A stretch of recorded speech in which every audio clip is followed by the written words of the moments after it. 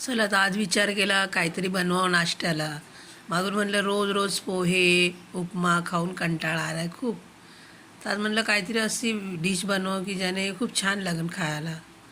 तर बनवायला घेतलं तेवढ्यात आई आली, म्हणली काय बनवते. तर मी म्हणलं काय नाही, म्हणली ऑमलेट बनवते. म्हणलं नाही. तर म्हणली काय करते मग अंड्याचं. म्हणलं आज काहीतरी अशी रेसिपी बनवते, तू फक्त बघ. तर मी कांदे चिरून घेतले, त्यानंतर टमॅटो मिरची चिरून घेतली, 3 अंडी घेतली मी आणि चीज घेतलं, कोथिंबीर पण घेतली.